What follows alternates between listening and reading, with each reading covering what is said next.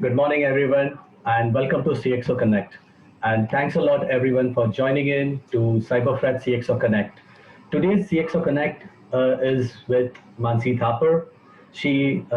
So before I introduce our guest, so the idea of CXO Connect, which has come up, is that where we invite an industry professional, an expert in specific topic, and we have a very good time with her, with the person and a CXO, so that a specific queries can be addressed to them. So today's topic, which our guest is going to speak about, is on GDPR, on how, what, when, what, and how. So it's more of a perspective from an implementation perspective of GDPR. Why this topic? Because we have basically seen that GDPR has harmonized the data privacy laws across Europe for usage of personal data, and we are seeing today that PDP is also going to come into picture and into force. While GDPR has already been there since 2018, we have seen, we have learned a lot about what is the law, what is to be done, but exactly how it is going to, map it with the business, and what are the, measures we need to take while, there is specific cases which are coming, and what are the implementation cases. When we also are going to, and about GDPR, there are specific rights of access, notification, right to restrict the processing, right to forget. So we are going to talk about all this, and we're going to ask a lot of questions, and we look forward from your questions also. And during the time, if there is any specific questions, feel free to ask on the chat box. So the session will be something about 45 minutes for the, for the presentation by our guest speaker, and the next 45 minutes we have enough time for for the Q&A. So if there is any questions during the discussions, feel free to ask in the chat box, right, or send it personally to me. I'll read it out after the presentation. So now I hereby invite Mansi Thapar from Jaguar to present on the topic.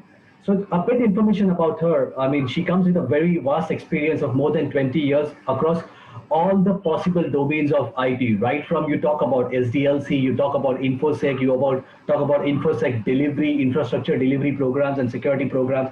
She is PMP, Six Sigma black belt, PCI DSS practitioner. She is an ISO 27000 implementer.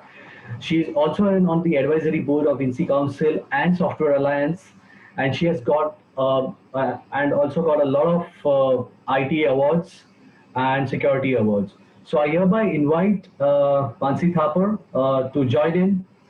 Thanks a lot, Mansi, for joining in, and it's really pleasure to have you here. I think you're on the mute. Am I audible now? Perfect. Great. So good morning, everybody, and thanks, Ajay, for this nice introduction. Welcome. I hope that's a good start to the weekend today with this Exactly. presentation. Yes, really looking forward to all your questions, and I hope it is it adds some value to all of you. So Ajay, should I take it? Should I present? Please go ahead. So we look forward for the implementation perspective of GDPR. Yeah, sure. I will be on the mute and I'll stop my camera. Yeah. Great. Thanks a lot. Over to you.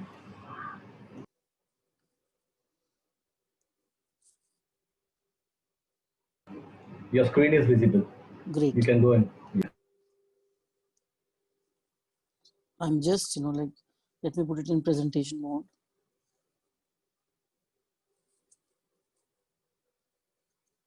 Okay, so this is something about me that Ajay has given, good introduction. But yes, from a person perspective now, I would say that I love speaking, and I love mentoring the young talent and taking them forward. I'm also chairing a lot of committees where we try to bring up women, especially in security and IT, so that they understand that this is a line which now they can take up, especially security, and go ahead and make their careers out of it.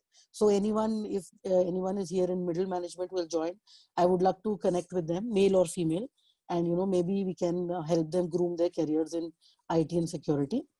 So, and I really want to thank CyberFrat for, giving this opportunity. I think this is a lovely platform, and I love what you guys are doing. Especially, I've seen a lot of free sessions which come in, and that is something which you are giving back to the society. So, a loud cheer to you, and all the best for your future. And I would love to do more sessions with you. And really, I mean, I really appreciate what this community is doing for especially for the IT world. I really Thanks appreciate a that. lot, Mansi. Thanks for those kind words. And I think you're still not on the presentation mode. You may have to change that. I am not okay. 1 second. We still see the slides on the left Yeah, hand yeah. side. 1 second. Is that fine now? Perfect now. Okay, great. Yeah. So now, before any other delay, because we're at 11:05, and I just saw that CyberFrat is very punctual at exactly 11:01. I just started it. So let me also, just kickstart the presentation. So as Ajay rightly said, that GDPR has been in existence from from 2018 May, but now it gains more importance because of the PDP which is coming in, and I would say that I was also in the committee with who were also, writing how the GDPR should be. I was from the industry side that once the bill was drafted, we were sent the bill and we were asked that if you want to, make any changes or how we feel about it. So what we could understand was the GDPR is 78, 80%, the PDP is on lines of GDPR. So this presentation will also be helpful to all of us now, because I'm sure small company, big company, or any aspiring security professionals, they all need to know what PDP is all about. So this is specifically for GDPR, but yes, mostly all the controls which I'll be discussing, they can even be implemented when, if you want to, proactively kickstart PDP, which is just about to come in. So I've just vetted all of them, and you can even implement all of these for PDP as well. So for today, my major agenda is going to be like how GDPR came into existence, and I will not pester about the terms and what the law talks about, because there are so many things available on the internet regarding this law, so that I think you can always go and look at some presentations. What mainly I would cover is that after reading that 500 600 page of law and implementing GDPR from last 2 years, what all we have done in an organization which has helped us, that we feel confident that even if we come into compliance for GDPR, we will be safe, and we will not face any issues there. So that is what I want to really picture here on. So before we go into this discussion, I generally always have a poll in place. So if you all can put in your chat window that what all you feel that in your organization, who is responsible for GDPR compliance, that'll be really nice. So look at some of the answers that even if you are not looking after GDPR, what is your thought that in data privacy, where all so chats have already coming in. Okay, so Rajiv says it's legal, and there's another person who says combination of all the above. Okay, okay, there's another one for legal and combination of above. Right, great. So I'm really happy to see these polls, because in most of the organizations, or in most of the the talks I've done, so this is mainly where we all see that what happens is mainly people say it's the combination of the above, or yes. But today I'm really happy to see that a lot of people are saying that legal is also one of the things there, right? So by legal, I think you guys mean that it is a compliance, so legal needs to be really involved in all this, which I completely agree. So yes, but I would say that first and foremost, it is a combination of all. In fact, combination of the entire organization. Let's do another poll before we start.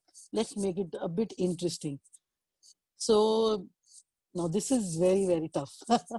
Who would you blame if something happens, or who will your management blame if something like this happens? Like you get, because minded there are huge fines. Okay, huge fines. Yeah, so people are saying legal. Okay, IT. Okay, BPO. Oh, that's a new one. Okay, that's a good one. IT. Yeah, most of the people are saying IT.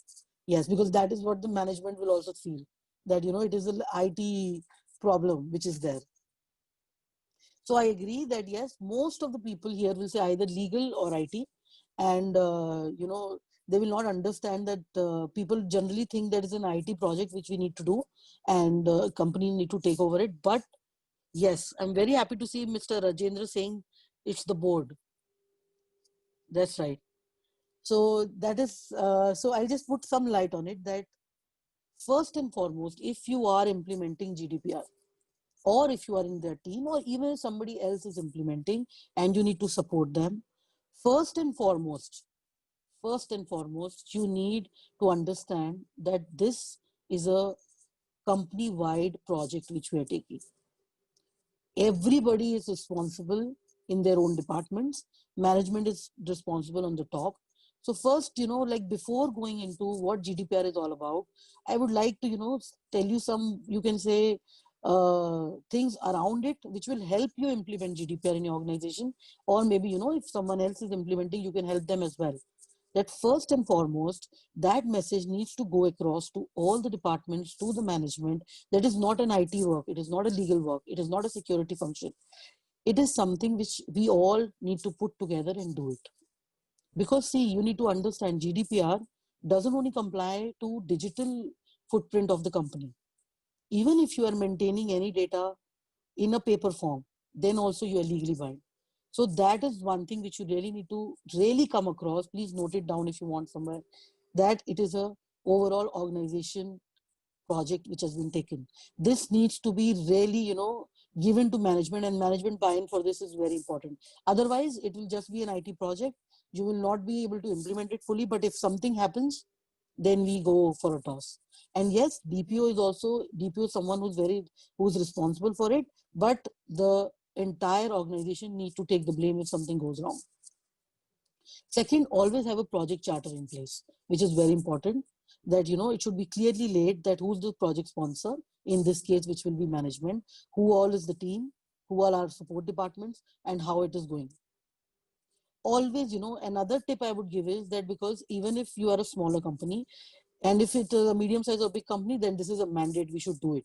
But you should always have one owner in all your departments, which is your GDPR owner, so that you can train that person completely, because alone we cannot handle all this, right?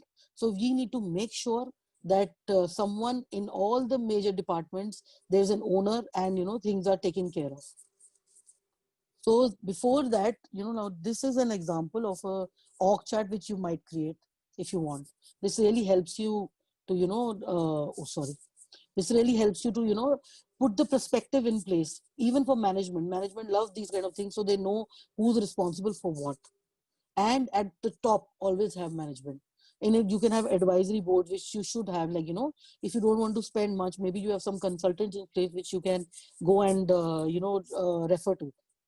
Now, extended teams, like I told you right now, always and always have department heads as your extended teams. They need to understand, they need to own the responsibility of any data which is being handled in their teams, which is of personal nature. So that message needs to go across before you start GDPR implementation. It should be very, very clear to employees as well as the department owners, to the management, that this is something we are doing on an organizational level. It is not an IT project or a legal project. Of course, legal is one important extended team which needs to be there. So if something goes wrong, they need to understand how it works. Now, this is very interesting. This is something which people miss, which is called the external parties. What happens is that you need to keep this perspective in mind for your functions. Otherwise, this part is mainly missed. Yes, what happens, you're implementing GDPR, all the department heads, everybody puts in place wherever they are handling personal data. But what happens is that there are third parties who are handling, or maybe you are forwarding them data, but those are missed. So you have to be very careful. I'll just take one example here, because later on we're going to explain it further. So, like data centers. Now, suppose I'm hosting a website somewhere, and my customers, from European region are coming and putting in there a lot of personal details. And my data center is not GDPR compliant. And, I am thinking I'm at a data center, it's very secure, and I don't, but some person who's working there stole the data. Who's responsible? You are. That is what GDPR says. If you have anyone, your extended teams which are working from third party, you need to make sure that things happen. So all organizations have a different kind of a org chart here, but please make sure that something like this is in place in your organization, which really puts in the perspective that this is the responsible people, and you keep on adding to this. Because GDPR or PDP, you need to mature the organization. From day one, you can't say we are GDPR compliant, and GDPR also understands that is how it is. But yes, some of the ground rules need to be in place. So if you go in an audit and suppose first and foremost thing, you show this org chart to them, so they know that GDPR is important to the company. The intent is there to implement. That is what the mostly the auditors check. That's the first thing they check. Is the intent of the company is there to be compliant? So all these kind of things show that yes, the intent is there for the company. Okay, so now let's talk about what is GDPR. Now, when the ground rules are set, that how to get all the people talking and working on GDPR. So let's talk what is GDPR, or it is called General Data Protection Regulation. So what it is all about. So basically, what happened was that GDPR has been brought in by the EU region, which is the European region, to safeguard their citizens' data. So you must be also seeing that Facebook, Google, there are a lot of legal suits which are happening, that they are using the data from all the customers to do some other things. So those kind of things were there, and the earlier privacy acts which were written, they were before the smartphones came in. So what they wanted was that they should have some very stringent law in place to protect our citizens' data, which is personal data. So but here you need to note one thing, that it is not that if you are operating in Europe, you need to be GDPR compliant. Please make a note of it. It is not that you are working in Europe that you need to be GDPR compliant. If you are processing any kind of personal data of any EU citizen, even if you are placed in India, in Africa, in South America, anywhere, but if you are processing the personal data, you need to be compliant with GDPR. That is what it says. Am I clear? Yeah. So if you have any doubt here, you can raise a question here. I can re-explain this, because these are the basic fundamentals of GDPR, which we really need to be very, very clear on. Right? So basically, that is what we need to look at, that if we are processing it anywhere in the world, we need to be GDPR compliant and take all the necessary steps to make sure that we are. So why we introduce it, I just told you. So now, before we start, I'm sure all of you already know what personal data is all about, but still, just for for making it clear, yes, I'll just stop in between. Mr. Rajendra has raised his hand. So Rajendra, you want to say something? Or maybe we can take the questions later if you want. It would be better. Okay, I got it, Mansi. Regarding DPO's org chart you showed earlier slide. Yeah. See, one of the things I learned is that DPO could be an external contractor also. Correct. And if that is so, then the whole organization reporting to DPO would little look uncomfortable. So I also had this challenge thinking about this, that how can DPO, an external person, have those kind of functions reporting in, or some kind of involvement. So this could be good when operations are going on. Right. But during implementation, probably it has to be internal person, because external person cannot implement tying in with everybody, all the functions, and making it a great success. Right. I would say that yes, you are right. But if the DPO is even an external person, like in our case, we hired an external person for our Europe companies, and he was the one who sat with all the functions and implemented it. So it depends what kind of a contract you have with him. So even if he was a consultant, it was in our contract that we wrote that this is his responsibility to implement and, show it to the management and, maintain all the documents and stuff like that. So it depends like whether you have it in a consultancy role or he's like a, person who's responsible. But if you see in the org chart, it's very clearly says that the responsibility lies with the people of the organization. The only thing is who will the DPO report to during implementation and during operational time when it is all done? If it is an external guy. Mansi, it seems you went on mute.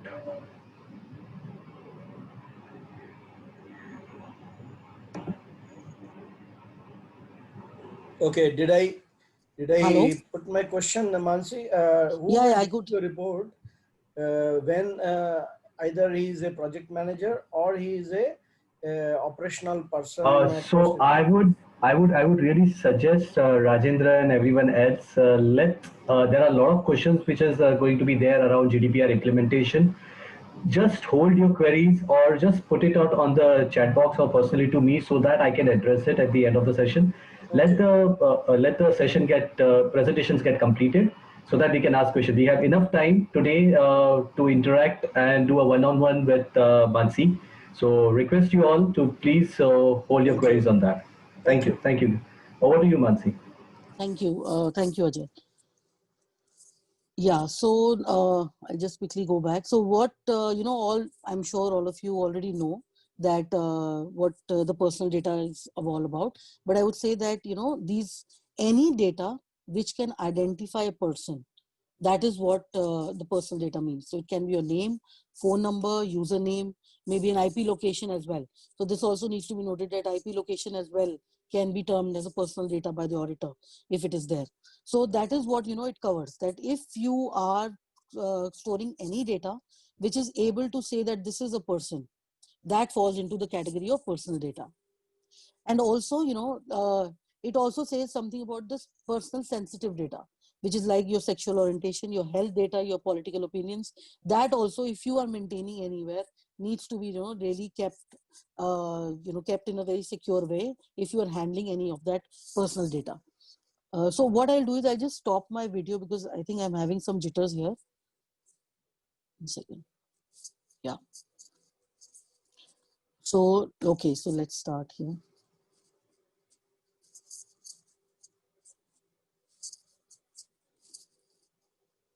Okay, so now what does the new regulation say?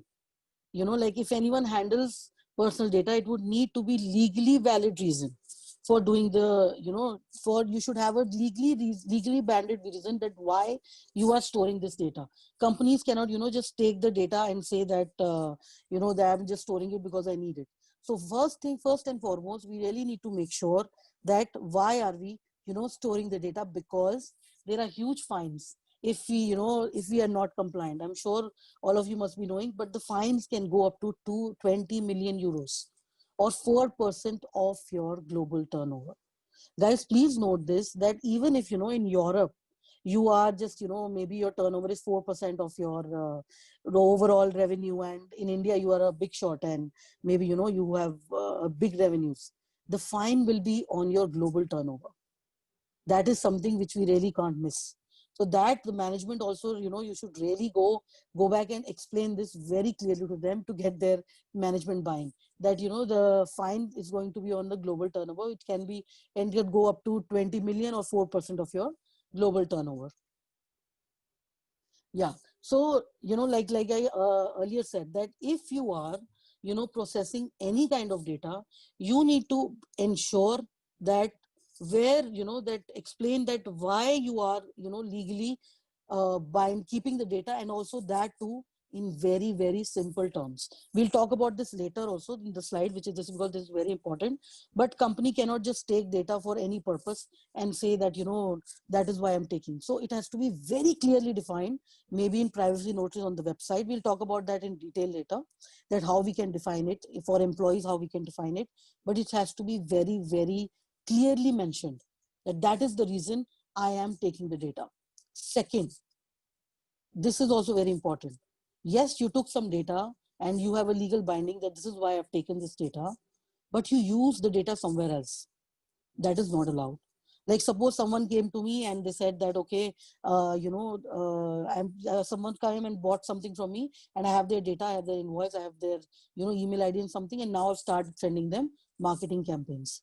That is not required. So you cannot use the data which you have signed up for and then use it for something else.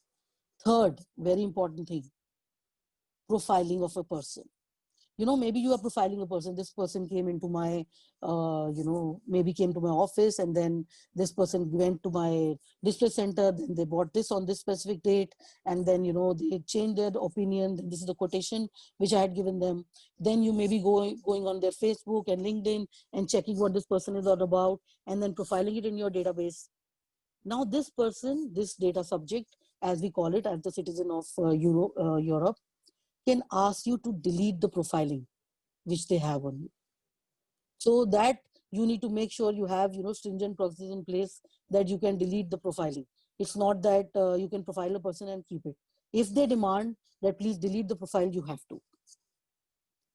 Fourth, this is also very interesting, and a lot of IT people are struggling to, do this. Now, suppose you have a lot of data on them. You need to provide a placeholder, method to all the data subjects that how they can update their data. It is very, very important. You need to update the data. They need to, either to give them their portal where they can go and update the data, or, you give them a mechanism where they request and the data can be deleted. But that option needs to be given for deletion as well as for updation. Yes, if we are legally compliant, we need to go back to the customer, we need to go back to the data subject and tell them that this is the reason, I'm keeping these 5 things, but rest of the things I can delete, because I am also legally compliant to keep that. That is fine. But a placeholder, a process, something needs to be given to the data subject, that where they can go and check what all data you have and update it, and also request you to delete that data. Is very important. Now, this is also very important. Now what GDPR says is that you need to have the data available in a portable format for any customer, so that if they want to take the data and give it to some other maybe publisher, or they want to store it with them, you can be easily, you can easily give it, and that can be achieved.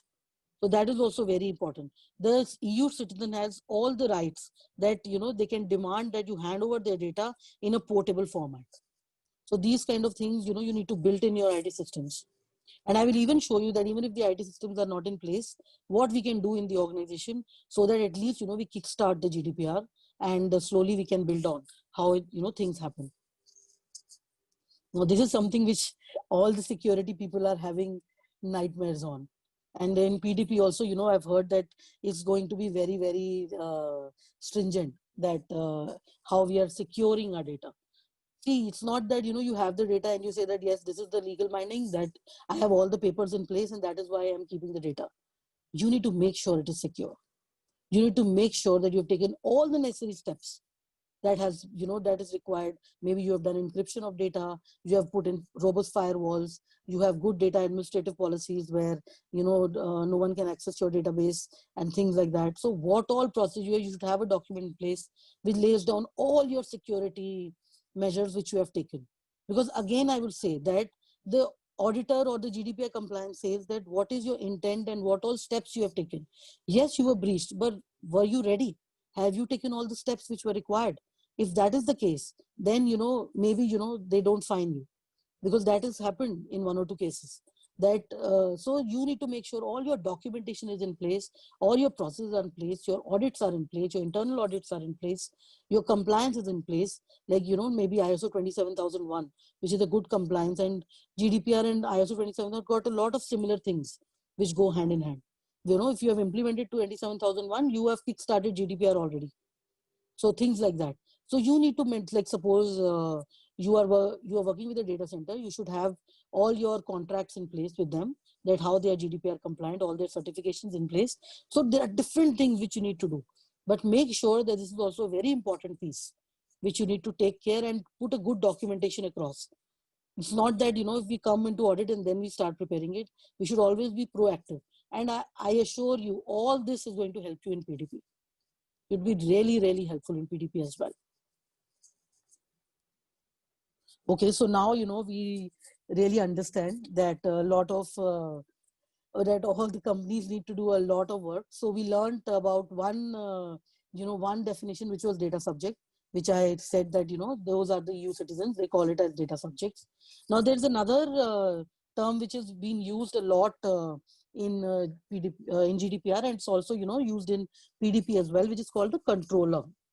So by controller, what they mean is the company which deals directly with the customer's personal data.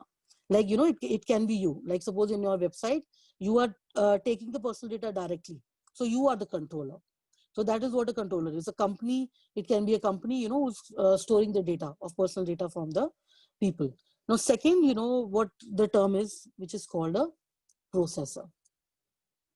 Now, by processor, what they mean is that, a person who processes the data on a controller's behalf, right? So what happens sometimes, you will say that, maybe an example we can take of payroll.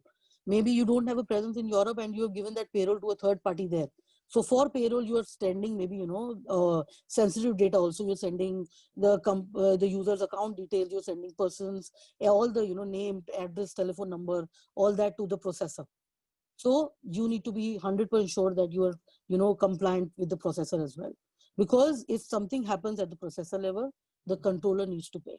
Or it should be very clearly mentioned in the contract with the processor in order to safeguard the controller that who the responsibility lies with whom if a fine happens.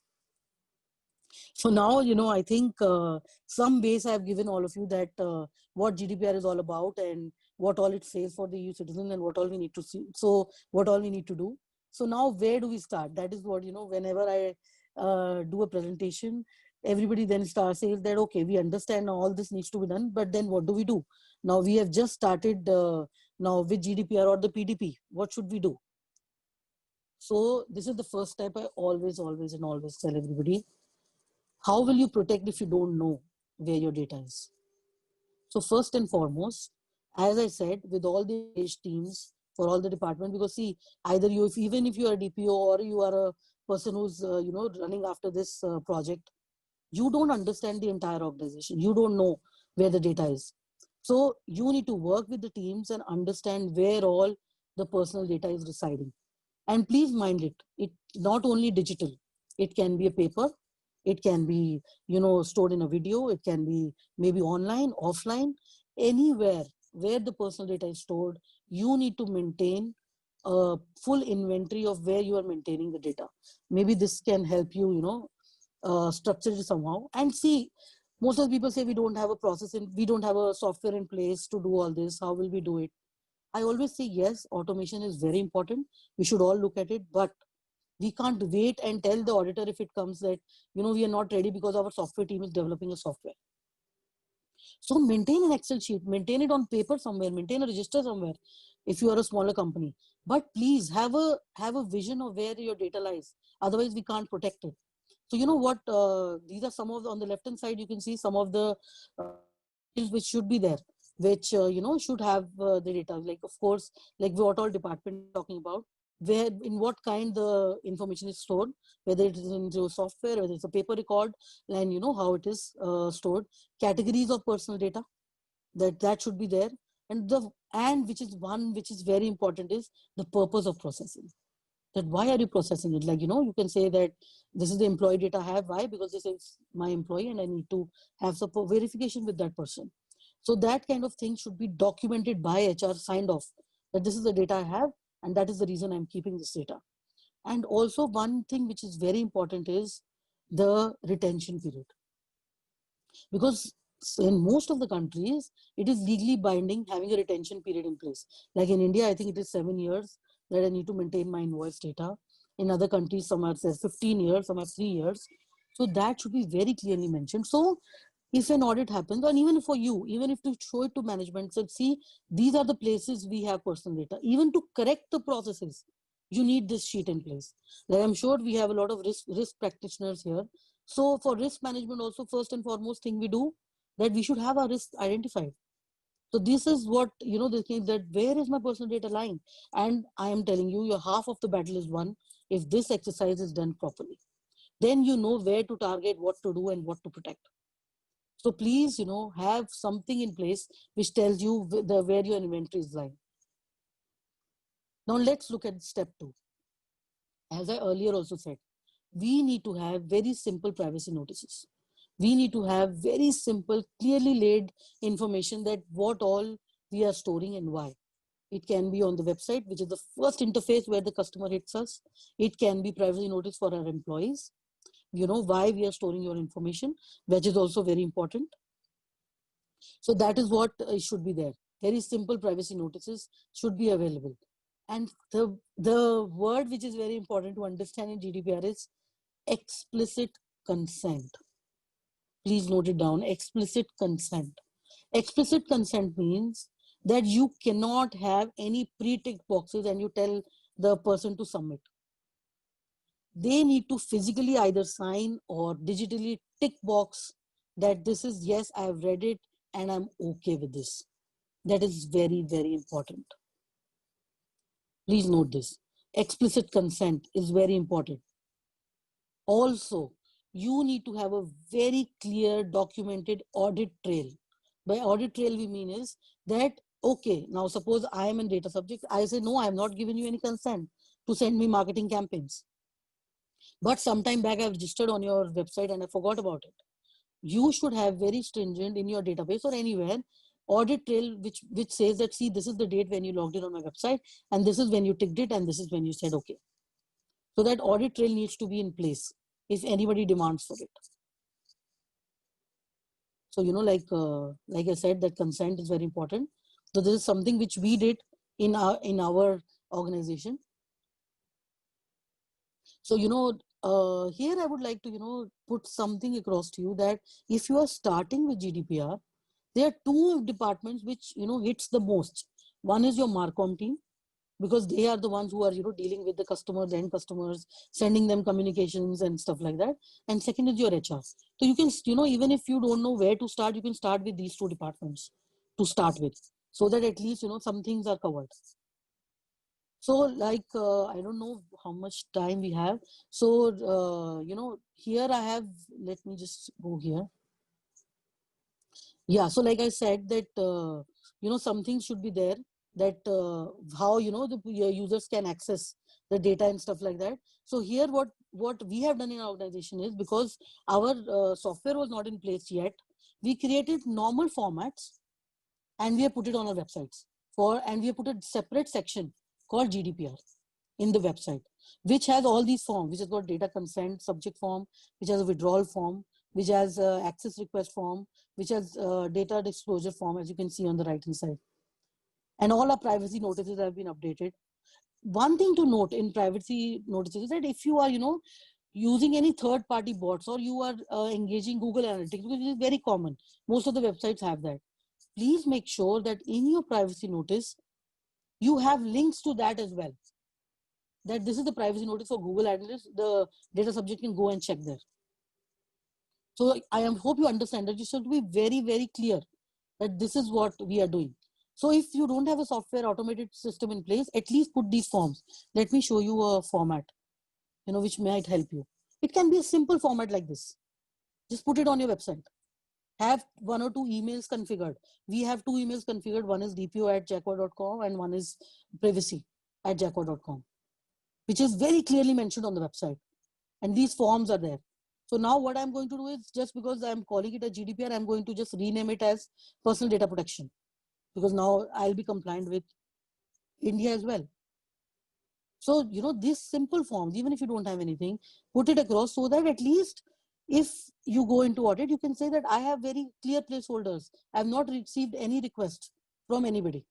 Even if that person cannot send a mail, if you see down, I've given company name and address. They can even send me a post if they want. So these are very small things which you can do. Let me go ahead. Now this is a very big thing. I will not spend much time on it. I've covered most of it, but if you want, you can take a screenshot that this is all we did. Like general guidelines which we published to our Marcom teams, to our website teams, that at least, all this should be taken care of before you are implementing GDPR or getting into any personal data of any users. So like HTTPS should be enabled, because that helps me with the protection. Like I told you, Google Analytics, if you have that should be there. Explicit text should be there, right? Now, the very important thing, website vendor. Now, suppose my vendor, I'm sending all my personal data to the vendor. How am I sending it? Have I encrypted it and sending it across to him? Have I at least put a password on my Excel of the data which I'm sending? Also, you should have a GDPR questionnaire in place, that before you sign any contract with your vendor, have something in place that, this is what it is all about. So that should be there, that please answer all these questions. I will also show you some of the clauses which should be there with the supplier agreements, which safeguards you that, okay, yes, this is what you have agreed upon. You need to take care. You also need to be GDPR compliant if I'm going ahead and making you my vendor, right? So if you are deciding any data on the data center, what all you need to do, all should be there. This is now, see, all this, it is not related to IT. It is all combined. IT is making a function, legal is giving you sale, supplier, clauses, and then you are asking your development team to do something. Everybody needs to work together. Marcom team is taking care that, okay, if they are, sending any data, they are sending it in an encrypted format. So it is a good example where you can see that all the teams need to come together and work on this. Now, I'll just give you one of this example because then we have only 15 minutes left for this thing. So here is what, I designed a guideline for my Marcom team where they were doing a big event and they wanted to send invites. Now, what I told them was that there are 5 or 6 places where you can hit a customer, right? One can be that you have a customer bank you have bought from somebody. So you need to make sure that if you're buying a customer bank, it is legit. It has to be GDPR compliant. That company needs to have a full, explicit consent of that people that, yes, you can use my customer bank. You can't just, earlier, if people used to just buy that 1 rupee, 2 rupees per customer. That then you become legally non-compliant. So that is what you need to make sure of. Now, I have existing customers whom I've already done a sale on. I cannot send marketing information to them. They have not given me consent. But we did an email for them which goes to them saying that you are my customer, you bought this, and we want to send information to you. Do you subscribe or you don't subscribe? And there were clear buttons in it. So if they hit subscribe, then only we send. We don't say that, okay, we have sent you a mail, you have not said yes or no, and we can send. No, you cannot. If they have not replied, you just need to scrap up that customer and you cannot send any information besides of what they have opted for. So these kind of things, I can share that presentation later. So these were some of the examples of emails which I had given them that, they can send these kind of emails out. So if you want, you can take a screenshot of it, which might help you, talking with your, okay, so now this is what I was talking about regarding employees. So this is something which you can immediately do with your HR, immediately, because PDP is also talks about this a lot. That what are my legal grounds of processing, why I am maintaining your data. Now see, here HR needs to be very well trained. Now suppose they need to know that, yes, I am Mansi Thapar. So they can just take my Aadhaar card, right? Why do they need 4 or 5 of my proofs to ensure that I am a legal citizen of India?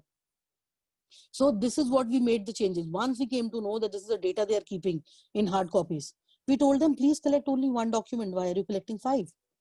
Or what is the legal binding on you? They said it's nothing. This that even in their checklist, they said we need a driver license, we need this, we need that. So we scrapped out all of them. We said, just take an Aadhaar. And yes, if it is an international company, take a passport copy and the visa copy if you need it. If you have no operations in US, why are you asking where they have a visa or not? You don't need that information. And if you do, please mention it very clearly why you need it. Also, in your employee contracts, third-party transfers should be very clearly written. They should know that is their personal data going outside from the company premises, and why? Why is it going? Maybe sometimes the MD is sitting in Dubai and the company is in India. So let's not take Dubai, I'm talking about PDB. Let's take a Europe example. That the MD is sitting in India, but the company is in Europe. But MD needs to see some data, and because of some analytic report, some of the data is going of personal data to someone. So what we did was we tweaked that report. MD said, I don't want to know the names. I just want to see what the analytics is talking about. So we tweaked the report for it. So that are the small things. See, people say that, it is very difficult. We need to work a lot with software companies and software, our developers to do GDPR. We need to automate things. I would say, yes, it is very important. But once you have that data sheet in place, that who all are processing data, and if you are a risk practitioner, or if you, understand security, data security well, then also you don't need a DPO also, I would say. In the starting phases, you can implement it yourself. A lot of controls which are there. GDPR at the end of the day is people, process and technology all together. It is not one of it. So we really need to, look at all these clauses. So this is something you don't need IT for. Now when the employees are getting, what we did was, for any new employees, we have these contracts in place. And for any old employees, we resend this information to them. We put it on our portal. We put it, and then we did a drill. We did a awareness training with them. We documented that we have done this training. We took a sign off from all the employees. Audit trail, as I said, the audit trail needs to be there. That yes, I have understood what my employer is doing and I'm okay with it. That explicit consent is needed. So this is some of, these are the 2 email IDs which we have configured, my HR, because yes, DPO is not the main person in HR. You need to make sure that HR is involved in every step of the way. So this is what we talked about, the contract. So these are some of the supplier clauses, if you want to take a snapshot of, which we have put in, which might be helpful to you guys, that what all the suppliers we can put in so that we are safe. But please get this legally vetted by your organization, because everybody has got different legal grounds, and I'm sure health departments and all need to be very stringent with all these things. But in our organization, because we are mainly into manufacturing of bathroom fittings, and our suppliers are mainly the logistics and the website vendors and the payroll processors. So these kind of clauses worked for us, but maybe these don't work for you. So you need to really be sure that how it works. Now the thing which there were a lot of questions about. Yes, we should have a DPO in place. Even if we are a medium-sized company, or medium-sized company should have a DPO. I don't think in PDP it is very mandate to have it. I still need to check it out. But if we feel that we are not, we won't be able to handle it ourselves, and we need some expert guidance, we should always go ahead and take this, because one, there are huge fines to it. Second, yes, you should, as a good citizen of India, or as a good citizen of EU, or of the understanding the world, you will also not want that your personal data is misused, or be it being hacked, and somebody now tries to really play with it. So as a good binding on the society, we as employers or employees of the company also, we will want that our data is safe. So why not save data for the others as well? So yes, the DPO should be in place. I've put in some of the responsibilities which the DPO holds, which might help you to maybe upskill yourself, or maybe hire a consultant, that all these things need to be taken care of. This is what we manage with the DPO. It's up to you, like what kind of roles and responsibilities you want to define for a DPO. So I hope I would put in some insight on what GDPR is all about and what we did as an organization. And I would love now to, go in for questions, Ajay. Let me just switch on my camera now if it works. Yeah, it's perfectly working. And I think, thanks a lot. It was a great session. And I think it was quite a good insight. A lot of questions are already coming in. I think I will not have time for my questions, but yeah, let's not waste any more time. I think thanks for running through the presentation and keeping a time short. So there are a couple of questions which has come up. I think you have already covered on the DPO as an external consultant, which was asked earlier. So any more lights you would like to add on it, Mansi, on that? Yeah, I would say that the responsibilities which we have given for a DPO, it is very important. But yes, we are even pushing the government that, DPO should be made a mandate role, at least for medium-sized organizations, because, it really helps for someone who understands. and everything can, like suppose you get something that I want this data. So we have made a system in place where things get approved by a DPO, that yes, this is okay, we can, do this kind of changes for the privacy and data protection. So I would say that yes, DPO is important, and that is a good field for us to explore and, build careers also on. So that is what I would say, that it is very important to have a DPO in place. Perfect. Thanks a lot. So next question, there are a couple of questions from Priyanshu. I'll go through it one by one. One of the question was that does the personal data for doing business be classified as a PII data? And what if someone shares a visiting card proactively? Is there any application still there? No, so visiting card is something which you are sharing on the official point of view, right? Yes. Right. So that is your official email ID, your official phone number, and things like that. So that is fine. You can share that. You can share your person. That is that doesn't fall into this. So don't you think, I mean, so when I'm sharing a data on the business platform or as a visiting card, that will not get covered in the PII, even if a European citizen is sharing his company details to a business or a individual, or he visits a hotel in India for a stay, and he's sharing his a visiting card. So don't you think that should get covered under GDPR? See, GDPR says is that it is protecting the citizen. Now, citizen is going and giving the data himself, right? Mhm. He's going and giving the visiting card. So it is an explicit consent he's giving, right? It is his visiting card he's giving to somebody. Right. Right. So that if that company or that hotel or somebody is keeping a track of their visiting card, maybe they click a picture and then attach that visiting card to the data they are keeping. Right. So they can say that this is an explicit consent. He gave it to ourselves that we can have this data. Right. So that is a PII. Yes, of course, it is a personal data, but the explicit consent is there. So you can't be held liable for something the EU citizen is sharing yourself. Plus, you should know how much you need to retain it. Now, maybe, in India, it is a hotel and it is a legal binding that whosoever is visiting your hotel and staying, you need to maintain their personal records for maybe 5 years. So that explicit consent is there. Plus, you have a legal binding that this is what the government says that I need to maintain this data. So that is why I'm maintaining it. So that is why I said that should be properly documented that why you have that data. That's quite interesting. Okay, there's another question when we're talking about explicit consent. Just on the similar lines, there's another question from Priyanshu. If in case of existing business relationships, is there a need to have an explicit consent? So by business relationships, you mean that people who are working in my third party and I'm having their data with me. That is what you mean? Yes. Okay. So yes, it is better to have a document signed with every person as well, if possible. But sometimes not possible. So it's better, in your supplier clause, you have that in place, that this is by taking a consent from the supplier, it says that all the employees who will be working with us on the personal data protection are also compliant, and they are okay with data being shared and all that. So those clauses need to be there. So a legal team can really help you put that clause in with the third party. Okay. Thanks a lot So for it's all that. about protecting yourself.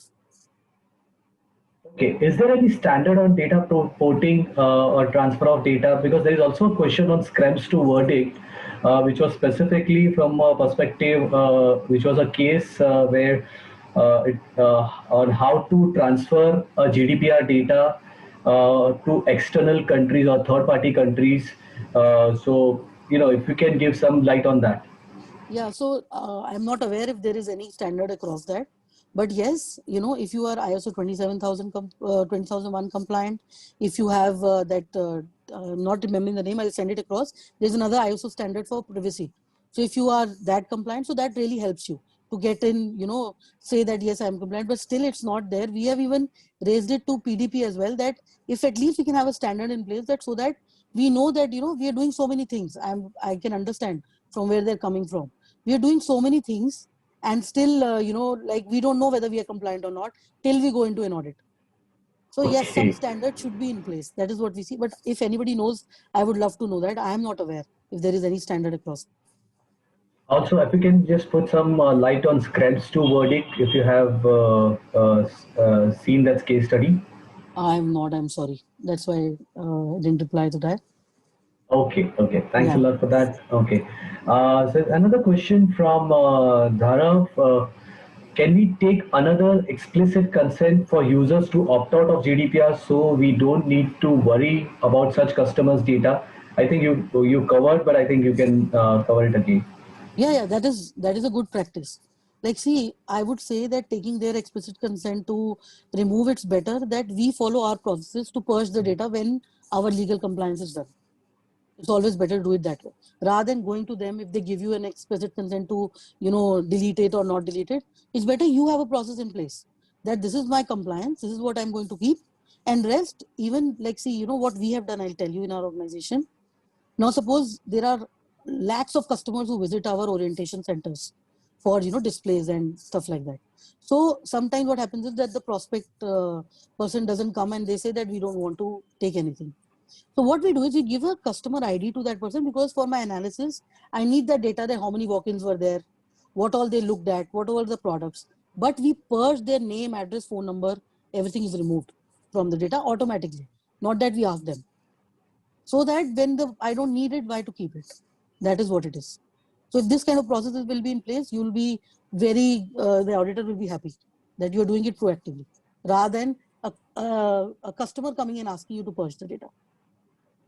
So can we say one thing that, like, let's say, even if we are in the process of GDPR compliance, getting the explicit data consent and everything done, there are going to be a lot of loopholes in the customer's environment, and if there is in the case of audit, what will be the right approach? Do you think that when I am going through an audit and certain loopholes are identified, it's better to avoid those loopholes, or is it better to be very proactive and show take a time from an auditor, show a roadmap that this is how we are going to achieve it? What will be the right way to do it? I would say that yes, intent is always good for an auditor, that you show at least we have an intent and a plan to do it. But they say that we've given you ample time and you need to be compliant. That is what they say. Because before the GDPR came in, they gave them 2 years. And that is how the PDP will also work. So if you are not compliant, you're not compliant. That is the approach you should always take. But yes, it depends on Okay. the auditor. Now, how big is the loophole which he has found, right? If he has already found that your data is very vulnerable, anybody can hack it, and you show him a roadmap that I'm going to buy firewalls and this is the database changes, they would say that we are giving you ample 2 years, so why is it not in place?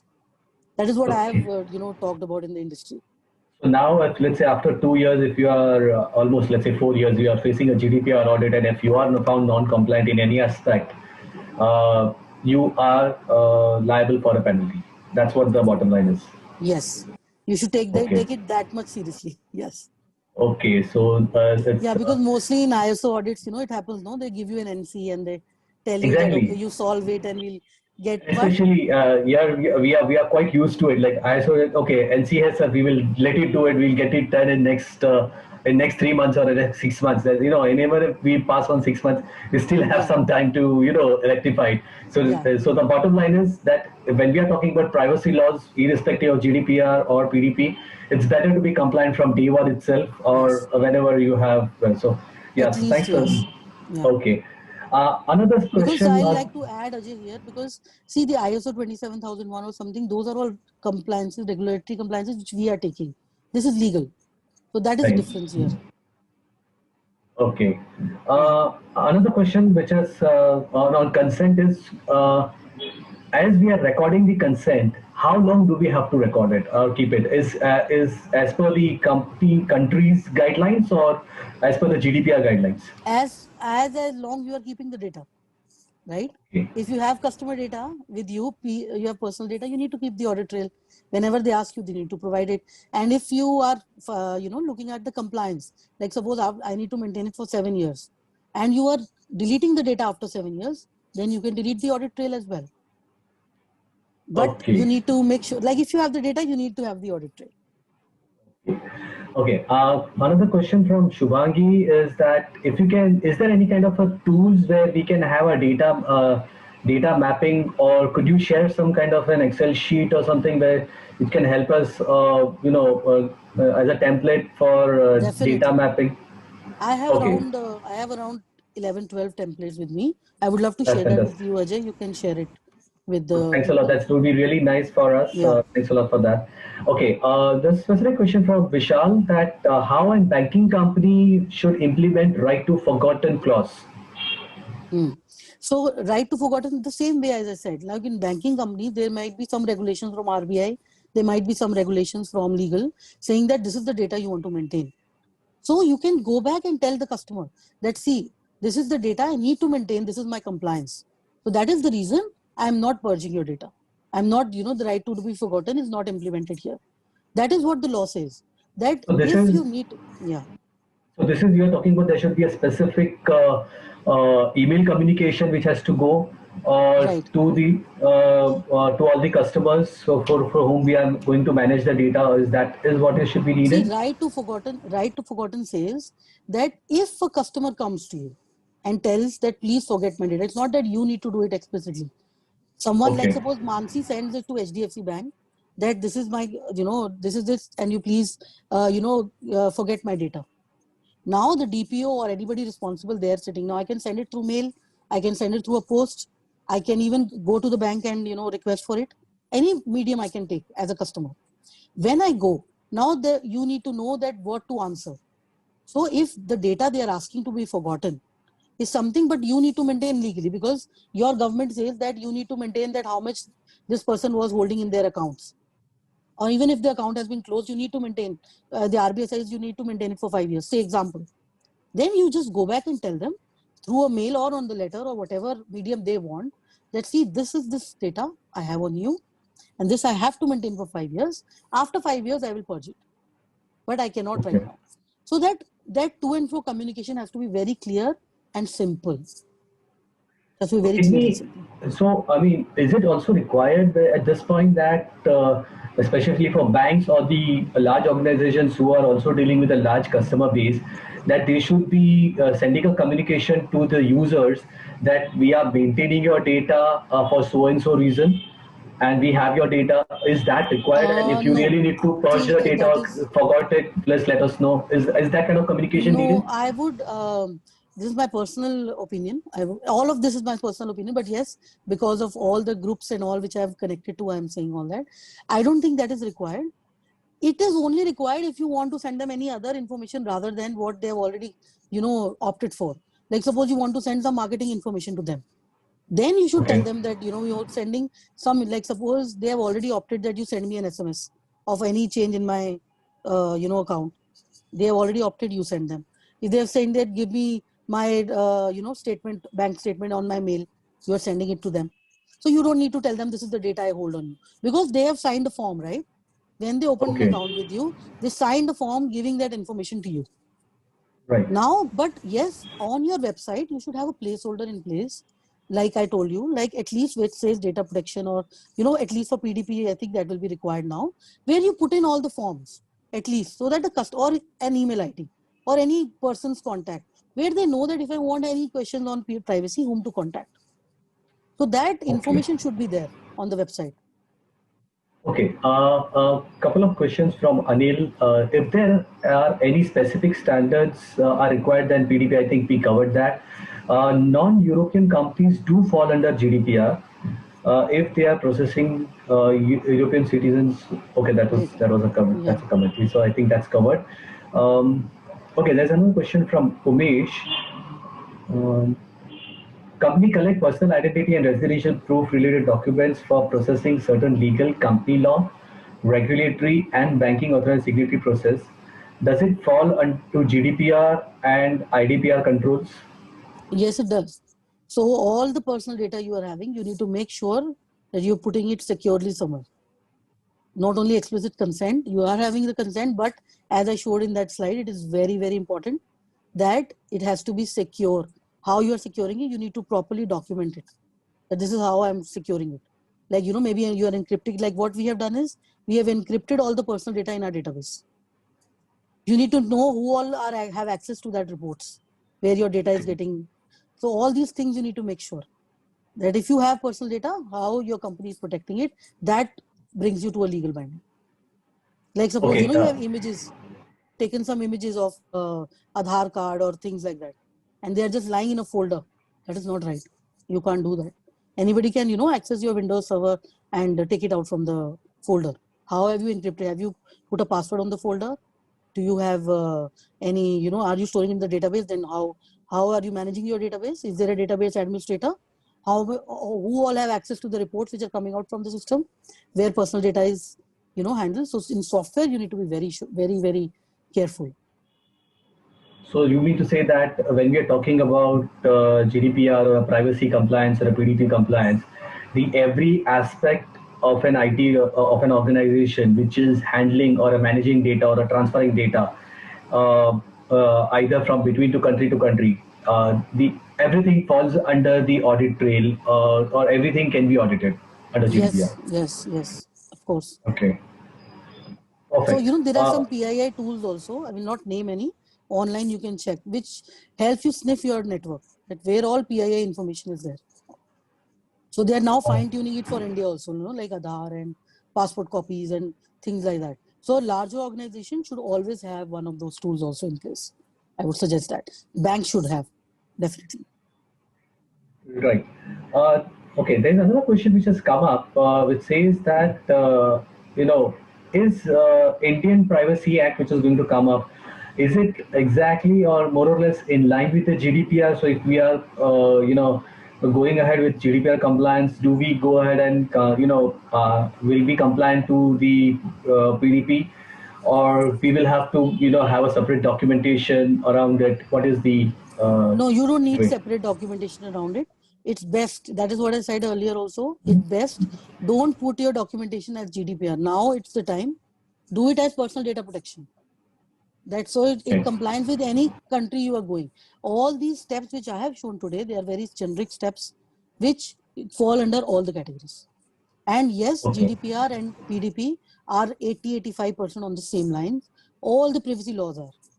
Only 10-15% based on the country, you know, there are some changes.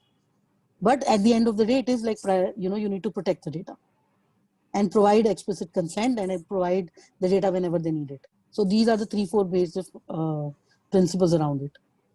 Okay, there's a very good question which has come up by Shubhangi, that you know, how to achieve anonymization and pseudonymization.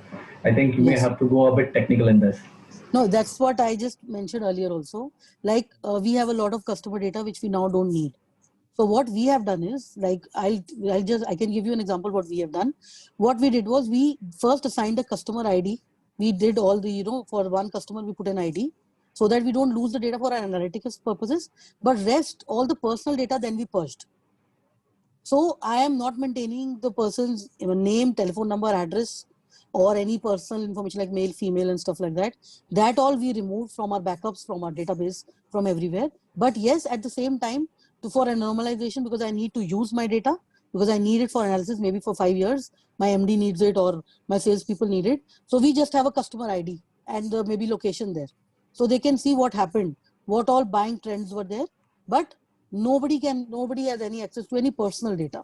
So that is what we really need to keep in mind, that it is, see, you know what happens, I'll just take a minute here, that we mainly confuse information security with data privacy. Information security is a very larger term where we need to protect the entire information. In GDPR or PDP, you need to be very focused on the personal data. So you just remove the personal data, put a code or something there, and which is not, you know, traceable back to that person, you are good. No thing should be there that someone can trace back that code to any customer. That should not be there. You have put a random code there and then you purge the data so that all your data is there. You can do all the analysis. You can do all the prospect bank, whatever you want to do.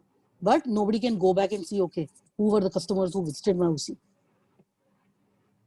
The question comes here from Umesh is that if we apply anonymization, then can we continue to keep the PII with us? And that is what I said, we can't. Like, and if you are maintaining PII, then of course you need to maintain the audit trail.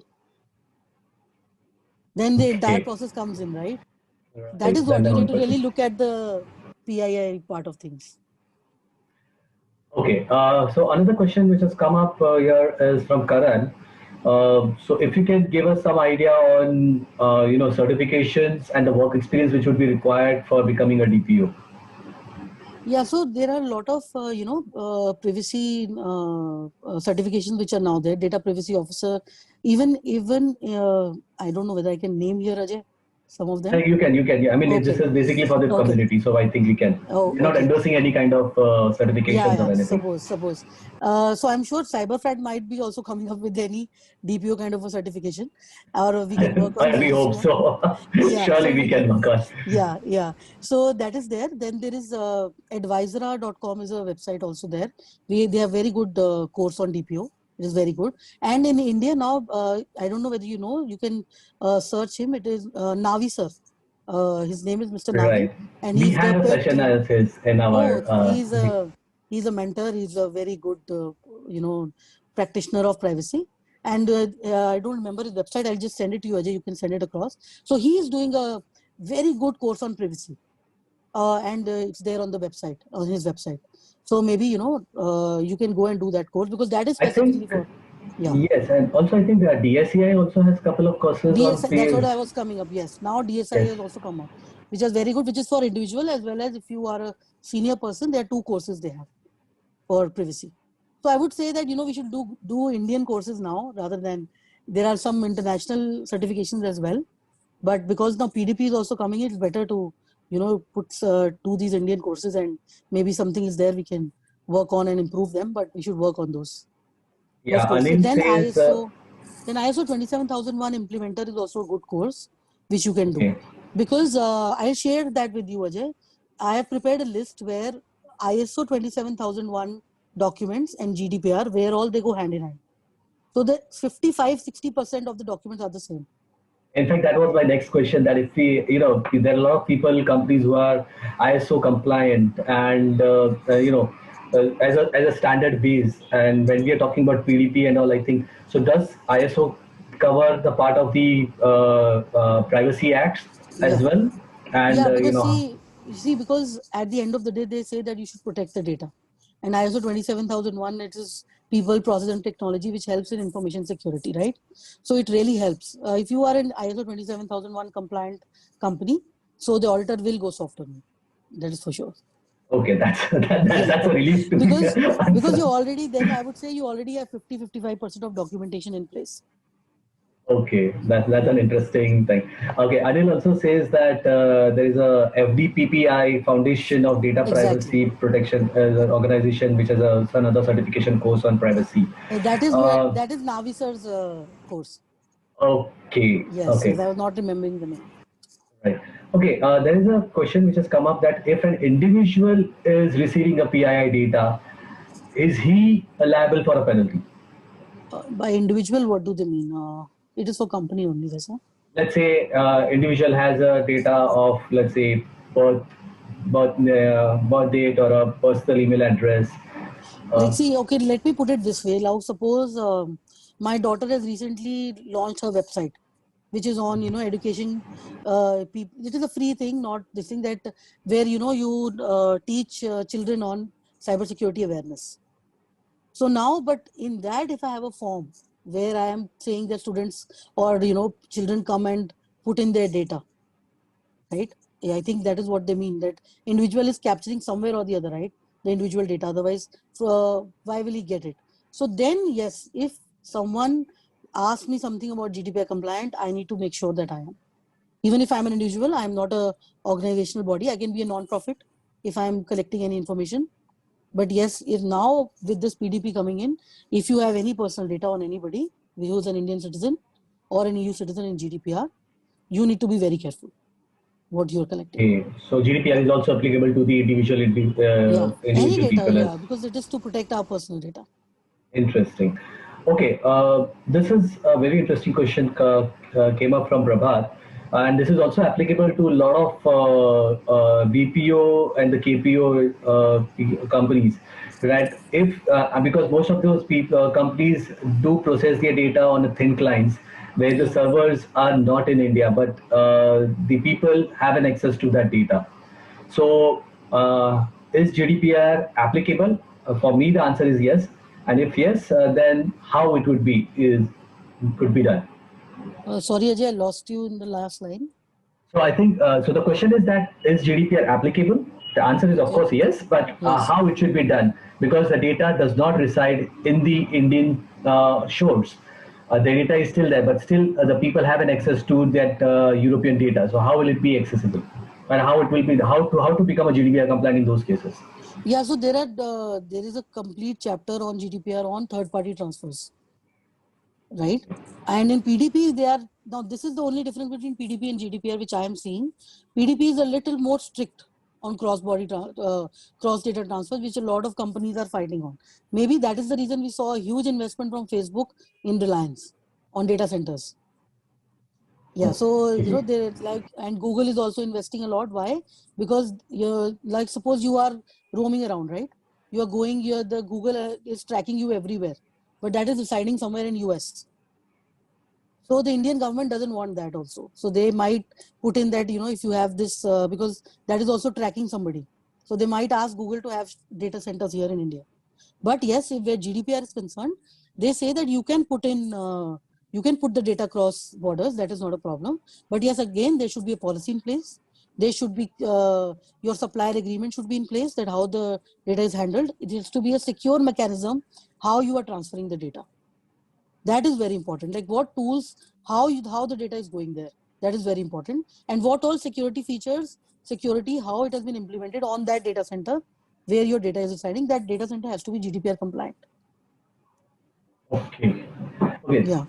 Thanks a lot for this. I think we have a couple of hand raises. We have already answered most of the questions, but what we will do is we will one by one, unmute and allow a person to speak. So Sure. Manoj, you can unmute yourself and ask the question. Thanks. It was a very nice session. Thank you, Manoj. Question asked by the other person, that personal data means, for example, if I have some personal data of my friends, phone number, addresses, whether they will also fall in this GDPR rule? So now, can your friend, go ahead and do a legal suit on you? Is it possible? Generally, it's not. Yeah. So they have already given you consent to put their data with you, right? So Okay. that won't happen on a personal level. Yeah. Okay. Thank you. Or if I make a cynical comment out here, that make sure that if you have friends in European region, make sure you don't make them an enemy. Yeah. Or else you will be liable under GDPR. Thanks. Okay, thanks a lot, Manoj. Uh, Next is Umesh. You can unmute yourself. Hey, hi, this is Umesh. Umesh. Hi, Mansi. Hi, Umesh.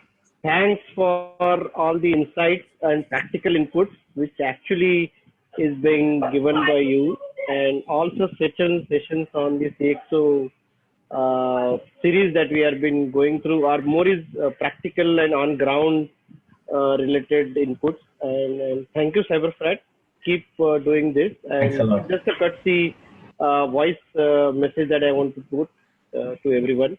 And I'm Thanks a lot, really Umesh. glad to being participating in all these such sessions, which are happening on Thursdays and Saturdays. Yeah. Even I'm attending all of them. They're very Good. insightful. And it's a community to community. It's really exhilarating to share our whatever experiences and whatever your last 2 years experience you're putting it across in 1.5 hours. Is that something that we are learning your 2 years knowledge in 1.5 hour or 1 hour? And the question and answer session gives more clarity to everyone, and we are spending more time on that than the more content, and that actually is a crux of this entire knowledge series. I agree, Thank Umesh. you. I am also learning so much because I am not from banking, but now the questions coming in now it's giving me confidence that yes, okay, I know something. So, but I'm also learning a lot with this question answer session is very good. I also agree to that. Yes. Completely. Thanks a lot, Umesh, for this. Yeah, we have Praveen Kumar. Praveen, you can unmute yourself. Yeah. Hi. Good afternoon, Mansi. Good afternoon. Thanks very much for the session on GDPR. It was very informative. My question was primarily on the growing interest in PDPA, that is the Privacy Data Protection Bill in India.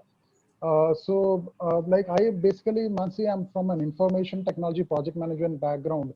So if I were to do something on this line and do a certificate, will that in any way help me to take advantage of this growing demand for professionals who are compliant or who are qualified in this arena? I I think just you wanted are. to I know think from you are that the best perspective. candidate for it, because this requires a Why, lot of. Manasi? I'll tell you why. Because this, first and foremost, it is a It's very better large project which you can happens in give a. your history on that. I think Yeah, that yeah, will be the exactly. right That is what time. that is what I wanted to say actually, but I didn't say that. So see, one is project management. So this is a very, very important project for the organization, and anyone who is a project management professional practitioner will be very, very easily will be able to run it. Second, it is all about privacy and data security, right? So being an information security person, you understand business, you understand risk. So that is very important. So that adds up to it. And I think 70% of the battle is won if you have these two things in mind. And that is what I am. I'm also a program management person, and which recently in last 3 years only I worked into information security. Otherwise, I was all into, like a CIO kind of a role. But I loved this, and I, jumped into this information security, and now the DPO kind of a role here. So I think you are the best candidate. So this, Thank I you. mean, Thank you, Manasi. instead of not only Praveen, everybody in the security field Yes. and the IT field, I think you guys are the best teams who can get into DPO roles. So if you have not done, I think a very good time we can go for privacy certifications and learn more on the privacy so that we can have multiple hats and a Right. better career path. Right. Right. Thanks a No, lot. thank you, Manasi. Yeah, Thank you. thanks a lot on that, Praveen. I think we have another two more hands up. Shrikant, you can unmute yourself if I think we have already addressed your queries, but I think if there is any specific one. Yeah. Hello, Mansi. This is Srinath. Hi, Srinath. Oh, Shrikant. Thanks Sorry. Yeah. thanks for your Thank you, Sir. lecture. It is really good. I have very We need pinpoint to question. upgrade camera center making Uh, picture. that what you can guide on. Just a second. Praveen, can you just? Okay, yeah. Hello. So, yeah, Srinath, you can go ahead now. Yeah, Mansi, can you guide on what is SCARM's second verdict recently by EU court? I don't think I'm aware of it. I'm sorry. Yeah, so just I will tell you. Yeah, See, please. because since last 1 week I'm working on that. Okay. Oh, that's See, very nice. there is a case between Data Protection Commission of EU versus Facebook Ireland that is called as a scam second. Okay, SCREMS, then Roman second number. Okay, in July. Okay. And they have invalidated US Privacy Shield framework.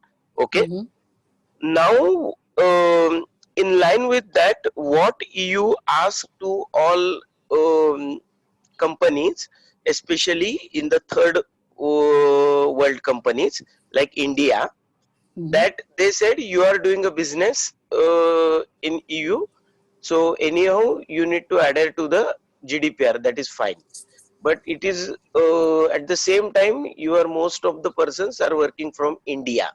So tell us, what is a competent law in India which safeguards the privacy in the same line the way we are doing in EU?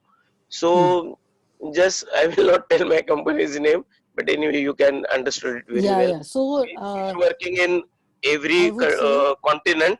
So we just now yesterday draft the response on that what okay. is India's privacy bill and all that. No, I And would say that yes, you should put in that India Privacy Bill is coming, but the IT Act has correct, privacy already in place.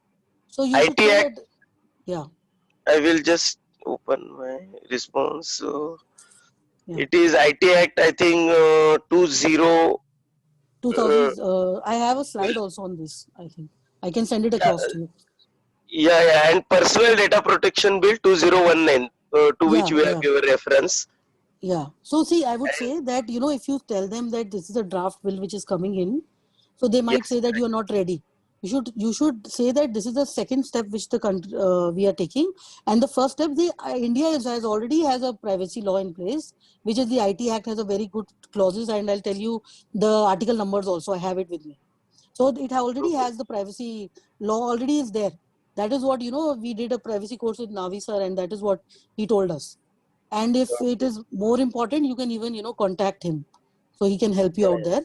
But I have some slides with me. I'll share. I think that will be good enough to put a response forward. That we already have a privacy, and these are the clauses, and this is how we take care of it. And this is the second part, the PDP which is coming. It is now making it more stringent. That's it. Correct. Yeah. So I would suggest that.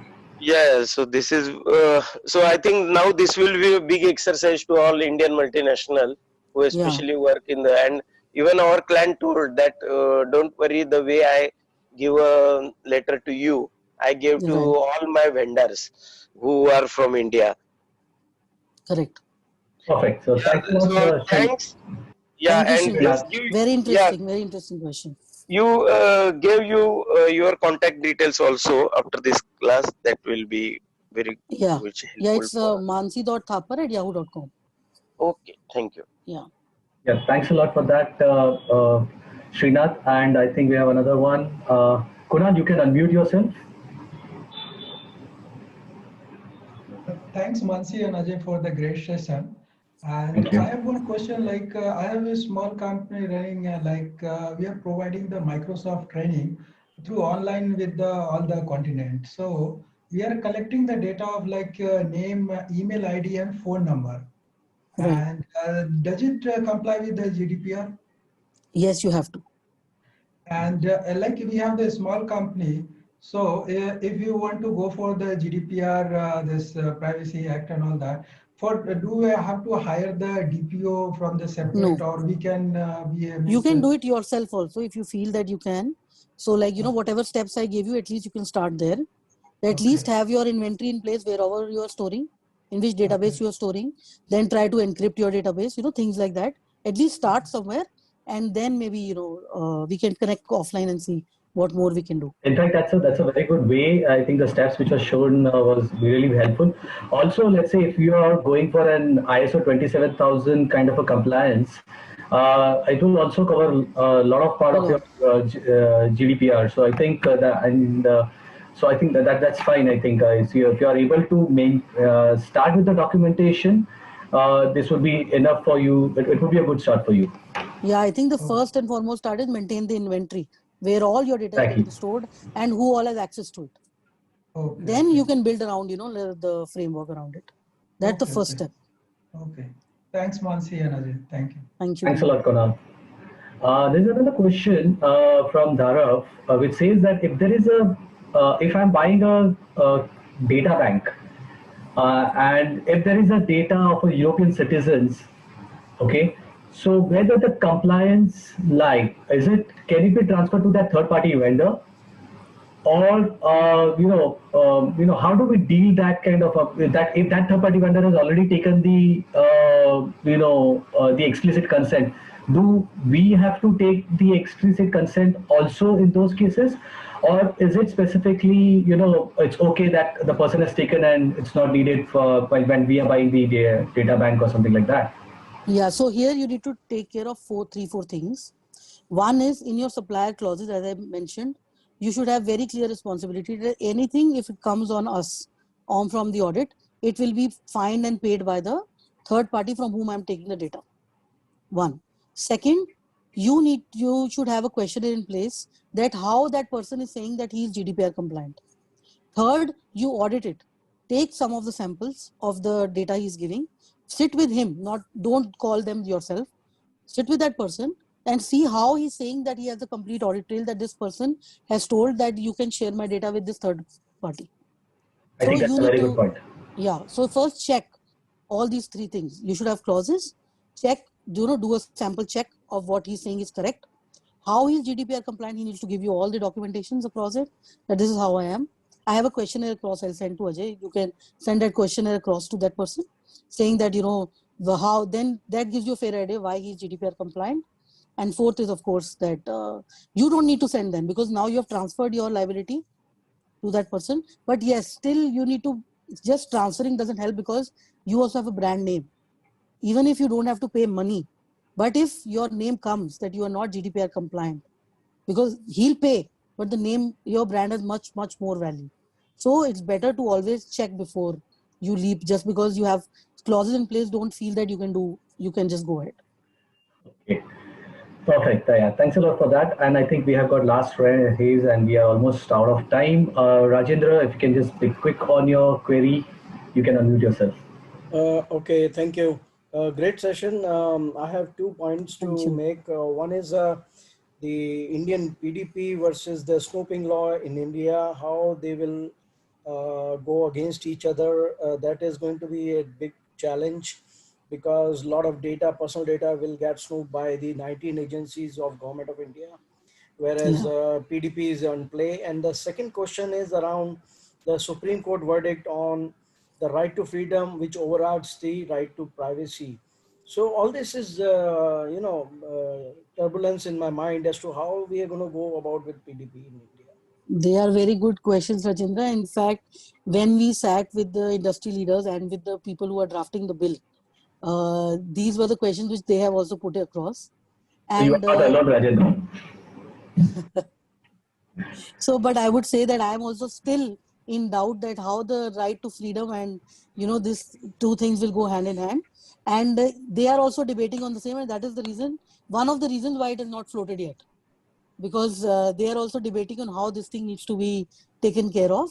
And first thing which you said about the scoping, there is the major difference which I see right now. The law might, when once it comes, there might be some changes, that third party transfers, GDPR is still a bit flexible on it, on third party transfer, but PDP is trying to be very, very stringent. Maybe, there is another thing that they want more business to come into India and they don't want our data to go out, because India being the second largest data bank for the world, that is there. Now, EU is not so big, how big India is. So that is what they want, that, it is a very, very critical data which we are holding. We are sitting on a gold mine and data is the new oil. So how to protect the third party transfers? So they might come up saying that earlier it was, the first bill when it came in, it was like, you cannot take any personal data out.